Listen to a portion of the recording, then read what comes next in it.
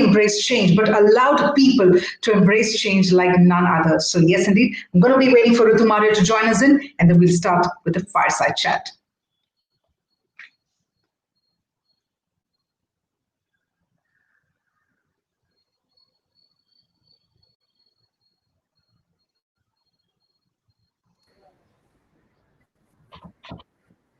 Good afternoon, Mr. Manish. How are you doing, sir? I'm good. Thank you so much. Thank you so much. And thank you once again. And namaste to you as well. And thank you for joining us at Entrepreneur Awards 2020. It's completely my pleasure. And a big namaste. Thank you very much, sir. With that, we also have our editor-in-chief, Ritu Marya. So I'm going to request Ritu to spearhead this fireside chat. And with that, over to you, Ritu.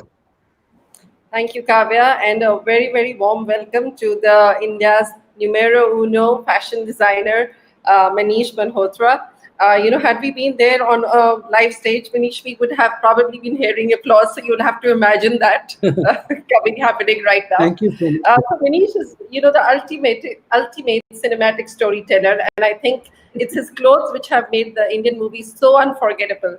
And I think that he's really helped to take Indian fashion and turned it into a lifestyle, and which is now loved across the world by one and all. I think no Indian wedding is complete without Maneesh Couture coming there in some way or the other, some form of the other, which we always continue to see. And also, he's amongst one of the few fashion designers in India who've crossed the 100 crore club of couture fashion and now going in much more higher places with all the stuff that he's doing, which we are going to talk about with him today. So let me start with this, Manish, that you've made fashion a lifestyle in India. And, but I think lifestyle is really all about culture. So what is it that you understand about Indian culture, Bollywood culture, which is helping you build this fashion as a lifestyle, as a mission? Well, I think I wouldn't say Bollywood culture as much as I would say, because even Bollywood culture is all about Indian culture, right? And I think that if you see Indian culture, it's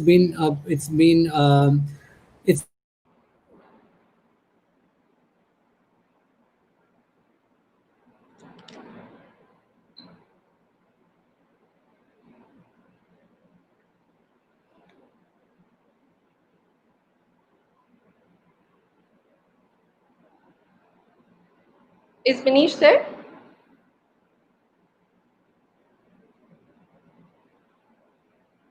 Okay, so as Manish joins us in a minute, there's something also, some other things I would like to share about Manish and the kind of work that he's done.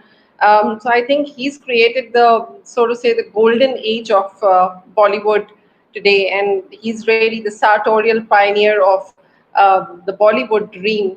And he is what I call the 21st century of fashion's godfather in India today. And the kind of work that he's done for Indian fashion is really extremely contemporary and yet very Indian. And the whole placement and how he's created the whole Bollywood into the fashion as a lifestyle has what has changed. So Manish, please continue. So for me, I think that India has got such a wide, really vast spectrum of cultural variations, which become one entire Indian culture. Like whether you see the Maharajas, you see our artisans, you see our fabrics, our colors, our traditions, our different states having so many different foods and beliefs, and in terms of clothes, different forms of fabrics. So there's a lot that India offers, right? And for me, I've been influenced by it, I think, from the age of 5. And I've been a huge fan of cinema from the age of 5. And my mother tells me that when there was a tuition teacher, I don't know why she kept a tuition teacher for me at the age of 5, but I used to tell that teacher that your shoes and clothes are not matching. And I used to be wanting to see every Hindi film that released. And my mother says I was so attracted to color. And she says at times she would hide from me when she was leaving home, because I would definitely comment on what she was wearing. I'm sure the teacher wanted to hear just that. So I think the influence of that, sometimes you're just born with a certain passion. And I'm very lucky and grateful and thankful to my parents who somewhere didn't come in the way of that, and they encouraged it, even if it meant going to see that many movies. And I think in that cinema sitting in cinemas and watching all the movies wide-eyed. I was so influenced by the color that I saw, the clothes that I saw, the music that I heard, and it inspired me so much that I went into painting classes, and I kept getting more and more inspired. And when I travel, I'm inspired by nature, by temples, by architecture. So much. There's so much that India has to offer. I totally agree with you.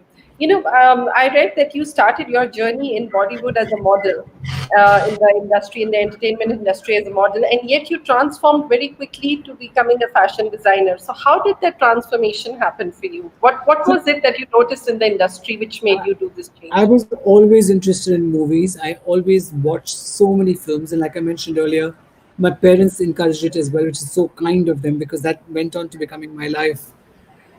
And I was really passionate about films. So I wanted to be actually a film director.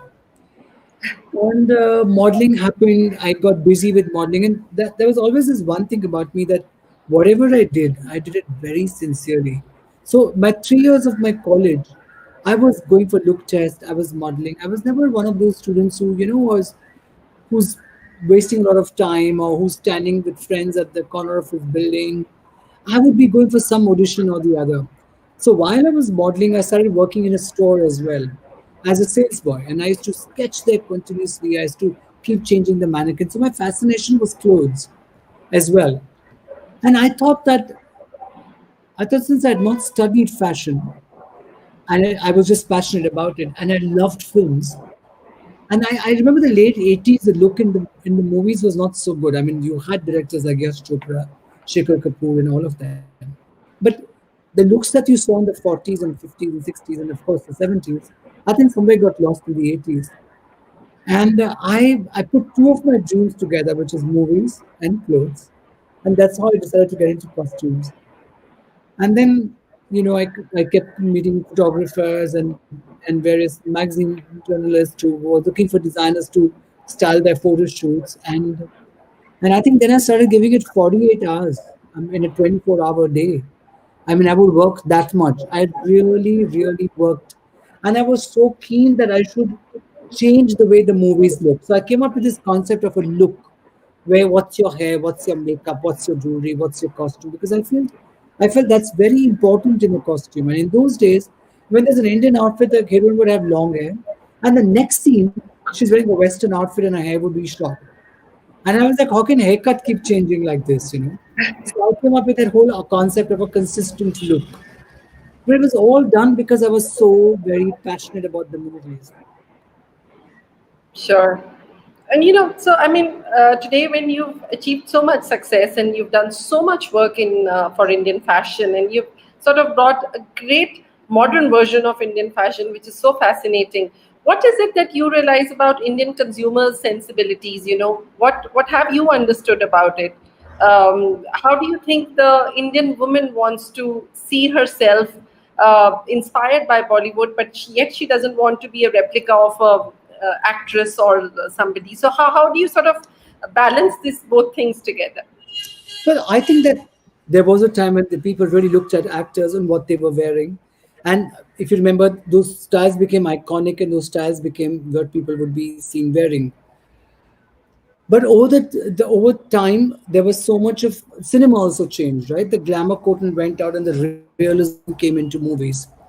And I also feel that people had even more influences coming from different verticals and different spectrums, like say social media, like say your YouTube, like say your internet, and and so their influences grew, their knowledge grew. And I think at the time, if we speak about today, I think women and men want to be the person that they are. Whether it's endogenous, whether it's the whole fashion has become very demographic now. It's not become anymore of just one stereotype. And I think people want to, you know, wear fashion the way they want to, as if they know themselves a lot more. They are far more confident. Of course, they admire the actors, they admire the fashion shows, they admire the designers, they admire clothes. But they also somewhere I think today have their own mind. Right. So change is inevitable. Change is something that is a part of any form of design. Change has to be a part of all of us. And I think it's changing and it consistently changes. And so the consumer changes. And today's consumer is far more confident, far more knowledgeable, and wants to pick up things that they like and they see. For them, design is very important, quality is very important, and innovation is very important. And I think they want to take all of that and wear it their way, you know. And Right. even sometimes they want to replica what they're seeing completely in terms of hair and makeup because they're liking what they're seeing. So I think it depends on all their like. If you manage to show them something that they really like, then they are for it. And then once they take it, they also want to wear it their own way. That's right. And lately, you've also started a beauty line, with your range of hot couture makeup. And so, I mean, for me, this is really more brand licensing as a business model. And do you see the design industry now becoming more inclined toward licensing and actually going into far more extensions only rather than couture fashion or Well, I think that is the future completely. And if you see all the international designers who've been designers from much before us, the design fraternity there and the design entire families there are many, many years old. I think that is the future, right? Because I mean, you can't just have clothes. You need to, if you need to expand, in our case, it's jewelry, it's makeup, you're coming up now starting with home.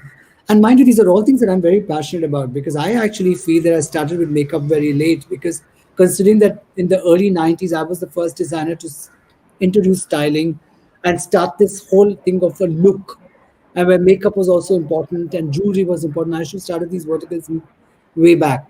But anyway, it's now there. And I think that for a designer, it's very important to business sphere, those creative thoughts, those are coming from their heart, you know. surely? And because I think anything that's creative has to come from your heart, and then that has to be followed by business, which is the mind. First heart, Correct. then mind. For me, it's always like that. Sure. And I do feel that getting dressed is an integral part of fashion, right? I mean, clothes is one thing, but you really, Well, it's how you see it. It's either you term it as getting dressed or you term it as feeling good. You know, I know so many people in the lockdown where they've also like kind of said, okay, I'm getting dressed tonight and I'm probably having dinner with just my husband, you know, like girls send me pictures completely dressed. So I think even sometimes, you know, it's getting dressed is also it's like a bar, it's like having a shower, right? Where you feel good and you look at things in a little more brighter way, in a more positive way. And that is that dream or that thought of yeah. you feeling good by feeling that you're looking good is what I am there for because that I feel there's so many times I feel being a part of these wonderful movies or weddings where you know wear your clothes and being a part of that happiness and that celebration is so satisfying, you know. And Right. yeah. Sure. So you just mentioned that the designers in the West have been experimenting with different lines for so long. So which designer in the West has really inspired you? And what particularly now do you think? There is a whole load of change that is happening in the fashion industry today, particularly with remote working, work from home culture. So how is it? What is it that you're drawing from the West? And do you think it's going to be interesting to see in the Indian fashion industry in the coming years? Well, I think that for anything to last the way the fashion houses internationally have lasted, heart is most important, you know. And then came in the mind of the business. So whether you see Coco Chanel, whether you see even in a brand which doesn't really have a face like Louis Vuitton, but look at the amazing innovation that they come out with. One of my most favorite brands, and and even a brand like Chanel, it's years of work, years and years of work. So look at the even Ferragamo. It's a family-oriented business. Look at the amount of soul, you know, the amount of heart it all has, and then it became into businesses. And I feel for any business to last for last for decade after decade requires a lot of input, requires a lot of thought, requires a lot of work, and I admire that consistency. Look, it's very easy to make a like a flash in the pan kind of thing, like a flash in the pan, like where you come and make a collection, and now you're on social media and you some filmstars wear clothes, and it's all appreciated. But time and lasting out for decades, it's only talent, hard work, persistence, and I think vision and the business accumulation, sorry, if that's the right word, yeah. The business focus and path, being very clear of your path is something that is very, very important. And I feel those brands have really shown that to us, that if all that is in place, brands could last for even a century or beyond. Absolutely. There's somebody out here, Pradeep, he's asked a question from you, and he's asking, what is your view on sustainability within the Indian fashion and textile industry? Uh, Well, I and do think you that think, sustainability is something. sorry, Do you think? and how can we reduce the loss in the sector, particularly, there's a lot of waste also that comes out of it. So how can we sort of address that? Well, I think the first fundamental essence that we all have to understand, especially designers and people, that we don't have to produce that much. You Hmm. know, I think right now, post lockdown as well, people are not wanting that much. Quality has to definitely surpass quantity. So we've got to keep that a bit controlled, and hence it also starts when you have different verticals in business. It doesn't only have to be about clothes, right? And I think that also when a basic responsibility of every citizen and likewise of every designer, when that is in place, sustainability also is taken a bit of care. You take care of that as well. Now, recycled garments, looking at lesser wastage, putting your lots of interesting works that you must have had in your past and are not being used, putting that in together in a new creation. All of these small, points that if you tick mark and you actually do them, you collectively are working towards sustainability. And Yeah. I think that being cautious, and being responsible are two very big fundamental points for us in the journey and path of sustainability. And I think technology, responsibility, being sustainable today are key essentials for any brand or any designer for them to last out. Sure. But I mean, having said that, luxury couture is all about experience, it's about touch and feel. And yet, the kind of times that we're living in, it looks like we need to go digital, we need to think omni channel. And you have got some of the most popular stores as a designer. So, how are you going to think of that changeover, the digital changeover that is today required in luxury fashion? Well, that is the requirement What are today. the answers You to know, it? I cannot run away from that. That is the requirement today. And also for people to feel safer, digital, and I tell you something, in the last 3 months, I've never had that many digital meetings in the past that I've had now. Because this is the new norm. This is the new normal.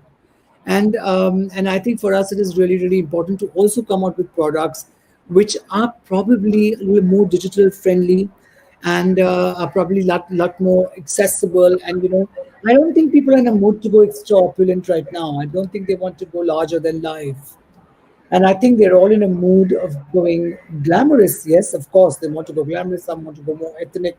Some want to go more earthy. But I think people are in a mood of wearing something that is more wearable and more Hmm. long lasting, probably. And I think that is another conscious effort being made by us, back home, and for the next collection, especially. And that is consistently in my mind that it has to be a very digitally friendly collection as well. And I think that is the way it is for a couple of months from now. And we as a fashion house and as a business are adapting the new normal. And I think Right. that challenging, but in a way, exciting. It's almost Hmm. like a new brief. And because I work with that many films, nearly 1,000 films, and every director gave me, director was different, right? And they gave me a character brief, and I took it from there and said, okay, let's make this out of this character. So I think what nature is telling us today or what life is telling us today is a brief from the universe. And there's no other way but to accept it and do something new and recreation and recreate something and reinvent yourself. So, do you also feel that there's some? Mr. Singh has asked a question here, and he says that the Indian couture is very much becoming occasion oriented. You know, people dress up in high fashion when it's weddings or some other occasions, but they tend to prefer Western wear when it's on other occasions. So, how do you feel as a designer? Your point of view of designing is changing because of that. But you know what? I actually completely feel that I think a red carpet in India, but it should see a lot more Indian clothes. It should see a lot of interesting, maybe a Banarsi woven sari. It should see a beautiful vintage brocade sari. It should see a lot more Indian garments. I think somewhere being very inspired by the West, we definitely do a lot more Western clothes on the red carpet, and that's something that I consistently saying, "Hey, why don't you wear a sari?" Like I love saris, and I think that in India, couture is a lot of bridal wear because that is the time when families come together to celebrate and are definitely wanting to dress up and get into handmade couture, right? But where the celebrity on the red carpet is concerned, I actually agree with Mr. Singh, and I feel that we definitely should see a lot more Indian clothes on the red carpet. I'm for one. I am for that person. Yeah, sure, absolutely. I think the red carpet experience, the weddings, nothing is gonna change when it comes to Indian. Totally agree with you. You know, I must also say that with the kind of wonderful work that you've done for this industry, and I personally feel that what you've done for Bollywood has probably inspired everybody outside India to, think of weddings or think of special occasions in their families. As a great lifestyle event, and they want to dress up and they want to feel good about it.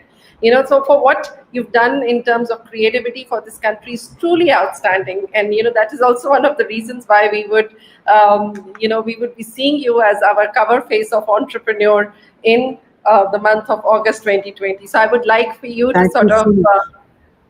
so I'll just put the picture on over here, which is the cover shoot we've done with It's a correct. Manish.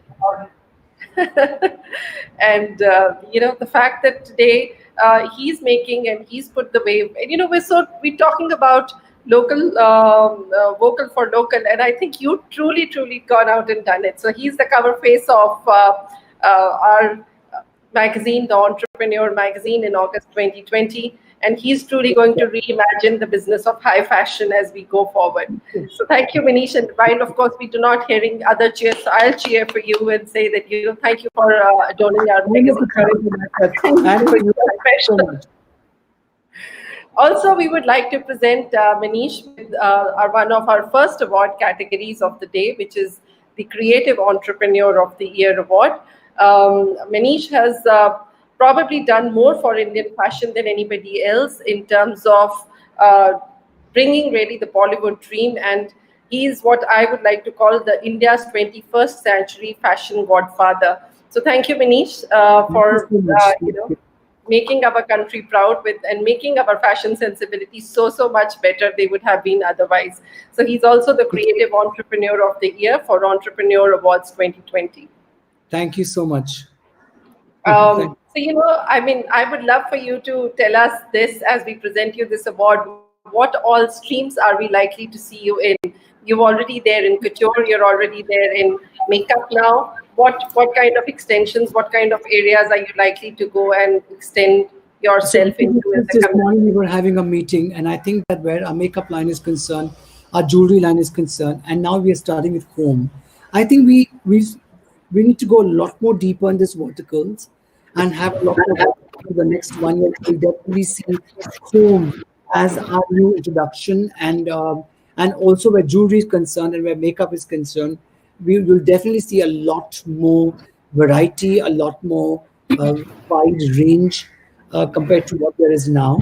And I think in my clothes, we not a new label, but we're going to come up with a completely new thought process, which is younger, which is more adaptable, wearable, even price point friendlier, and the ethos will be Indian, and it's like an Indo-Western bridge line collection. So it's not breadth, it's not going to be diffusion. It's like a more it's not couture. It's diffusion, so it's more like a bridge collection, which is also going to have separates.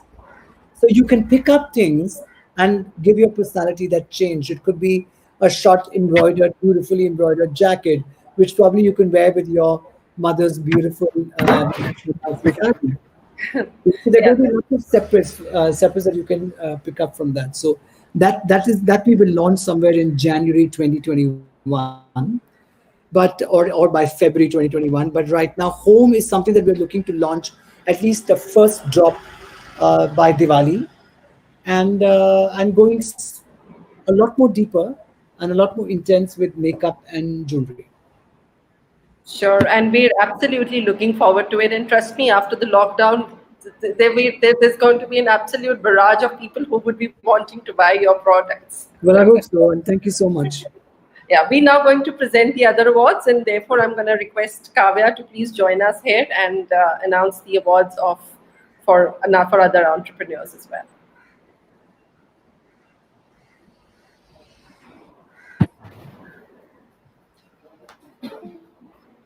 Okay, as Kavya joins us, Manish, I think somebody is also asking what is your formula of selling luxury and high price points? What makes consumers spend so much more than the average consumer does? Come again? Sorry, I didn't get that. So there is Rumika who's asked us what is the formula of selling luxury at high price points? What makes your consumer spend so much than the average, much more than an average consumer does? Well, first, also it is about the occasion that they're looking for, and a different kind of consumers. And some consumers want a more opulent or a more intense or a more intricate worked piece. And I think for anything in life, anything, it's not just about a garment. To have a certain price point, first thing that comes first is absolute quality, from the finish to the fabric chosen to if it's a hotel, it's a garment, it's a dish that you want to eat. Anything that is at a certain price definitely has to have quality in it. That's very, very important. And working with it, I mean, how much of heart is gone into it. And I think that when people today with social media and being there on their phones, yet go for a product, that means somewhere they are people who are coming again and again to that product, and which means that it is satisfying the need of looking good, is giving them the satisfaction of spending that money for a qualitative product, and it's somewhere also satisfying themselves that they have something that they can wear for years. So, for me, in life, something that lasts longer has a lot more value, whether it's a person, whether it's a business, whether it's a product. And I think that assurance is very key for any couture designer or any product that has a price point which is a bit higher. Sure.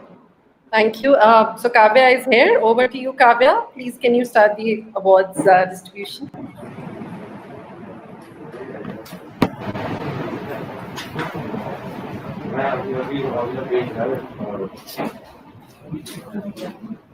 I think we're enjoying the first glitches of this. So I think, Manish, we can continue with the chat a little more. So there's another question which has come for you. I think that it's not going to stop here. Is Kavya online? No, I don't see her.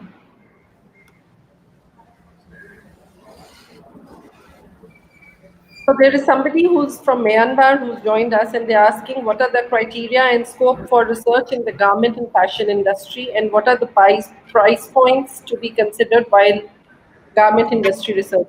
Looks like that is a student who's doing his doctorate. No, so what's the question? Sorry, I didn't get that. Sorry.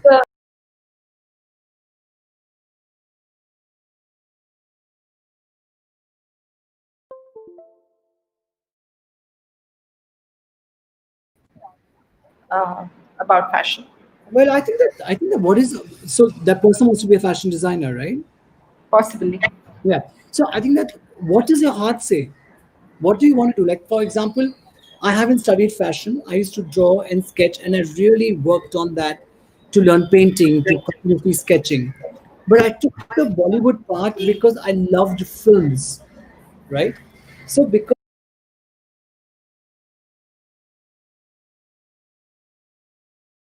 Sure. Thanks. Over to you, Kavya. All right. Thank you so much again, Ritu, and thank you very much, Manish. I think thank a you. very, very enterprising talk out there and very inspiring one. So let's take that inspiration forward and let's move on with the first set of the Entrepreneur Awards.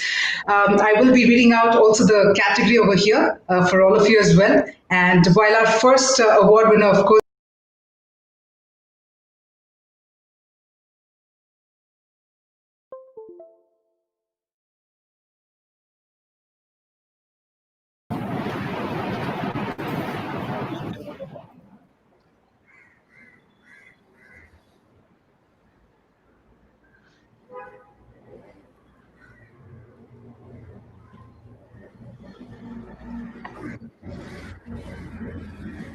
Continue.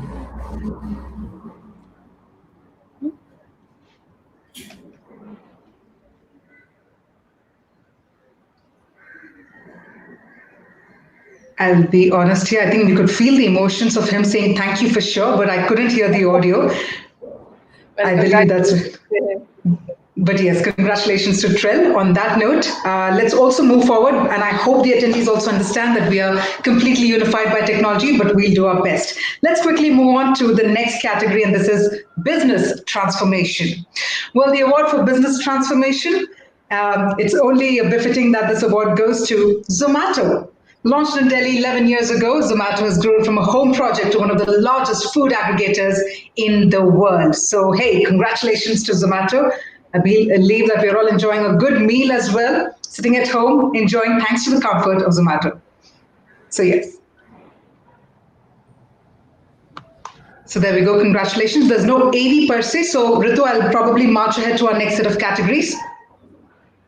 All right, let's do that. Moving on, most socially responsible company of the year. And ladies and gentlemen, the award goes to Reliance Foundation, changing lives and empowering India. So congratulations to Reliance Foundation.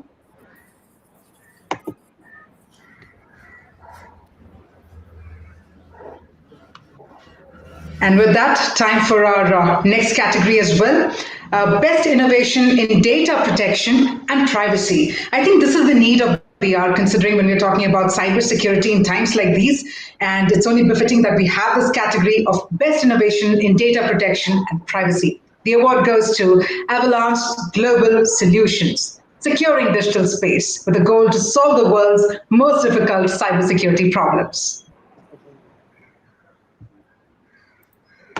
So congratulations to team of the Avalanche Global Solutions. With that, time for our next category as well, which is Most Enterprising Business. And the award goes to ICERTIS. ICERTIS, which believes in the forte of being fair, being open, respect, teamwork, and execution. So most enterprising business.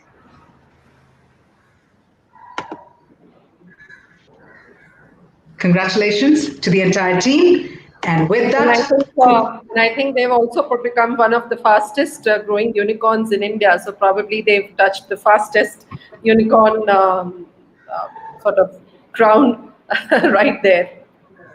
beautiful, beautiful indeed. So on that note, I think that's another hat on their another feather on their hat with this award as well. So congratulations to the team.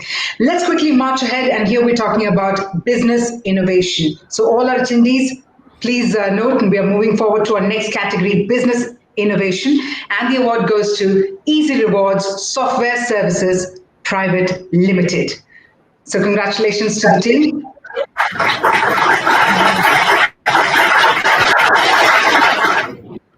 I think that was a virtual applause that I could hear as well. Yes. Oh, yeah. I'm very honored to receive this award and to thank Entrepreneur India and Mr. G. Innovation has always been at the core of these rewards. when COVID dawned on us, we hit the ground trying to find out ways in which the retailers could continue to stay engaged with the consumers in the time of crisis. That's how Procter was created. Very happy with the way our retailers have accepted the solution and the recognition that's getting today. Thank you so much.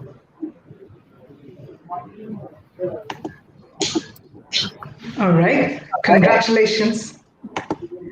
We're moving on to our penultimate category in this set of awards. I know that all of you would have been looking forward to actually receiving the award in person from Mr. Manish Malhotra. But while we are doing this virtually, it's wonderful to have his presence with us here. I'll quickly move on to the next category, and this is the cross-border business growth.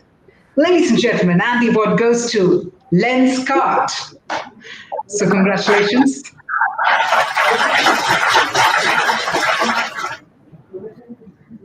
We love the sound of the fanfare as well. It seems like we not only have a keen ear, but a keen eye, considering it's Lenskart.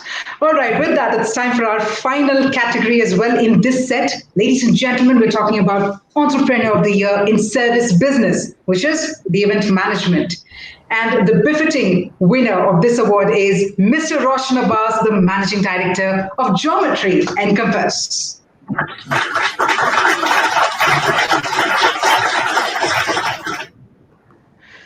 I believe, Ritu, we would all have been probably clapping and applauding together, but probably all the attendees, all of you at your comfort of your home, can also go on applauding and congratulating all our winners. Yes, that's right. We live in different times, so things have to be done differently. But I would like to thank Maneesh for joining us here today and, making this event very special. As Kavya said, that had we here been in person, we would probably have been shaking hands and doing high fives. But as things stand, this is how we do it, and let's make the most of it. Thank you for joining us once again. Thank you for having me. Goodbye. Thank you so much for the award. Thank you. Thank you so much again, Manish. Thank you very much. All right, and with that, I do believe we are already commencing with our next session as well. So please do be sure you've taken a good look at the agenda, and our next session has already begun from what I've been informed by my team members. I hope all of you are part of it. Till then, congratulations to all the winners, but our next set of awards will continue, so we will see you in just a couple of minutes.